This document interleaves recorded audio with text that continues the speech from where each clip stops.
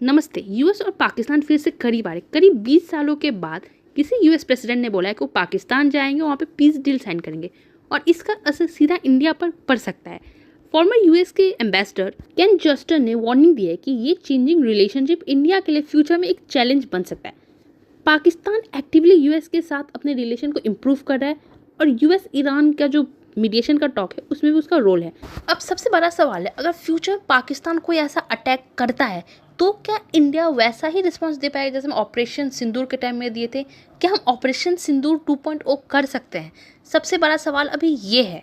देखिए, पाकिस्तान ट्रंप के साथ कुछ भी, मतलब मैं एलाई नहीं बोलूँगी यूएस का, क्योंकि वो ट्रंप की चापलूसी कर रहे हैं। ट्रंप जैसा जैसा बोल रहे हैं पाकिस्तान वैसा वैसा कर रहा है, ट्रंप को फ़ायदा पहुंचा रहा है, ट्रंप के बच्चों को फ़ायदा पहुंचा रहा है। देखिए, जो बात यूएस के फॉर्मर एम्बेसडर ने कहा है वो पाकिस्तान में बैठे आईएसआई और टेररिस्ट भी जानते हैं।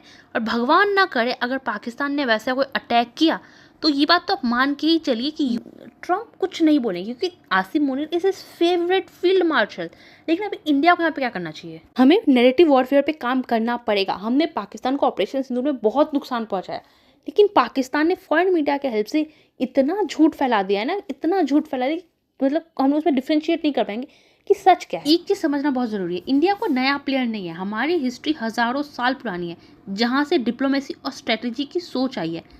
चाहे वो श्री कृष्ण की नीति हो या चाणक्य की स्ट्रेटजी, इंडिया ने हमेशा अपना डिसीजन खुद ही लिया है। जब इसराइल पे कोई अटैक होता है वो अपने आप को एक सिविलाइजेशन की तरह दिखाते हैं कि हम एक बहुत पुरानी सभ्यता है, हम पर ऐसे अटैक हुआ है। भारत को भी ये चीज़ दिखानी होगी कि एक सिर्फ एक देश पर अटैक नहीं, एक पूरे सिविलाइजेशन पर अटैक हुआ है। किसी देश को मदद की जरूरत होती है, भारत सबसे पहले वहाँ पे जाता है।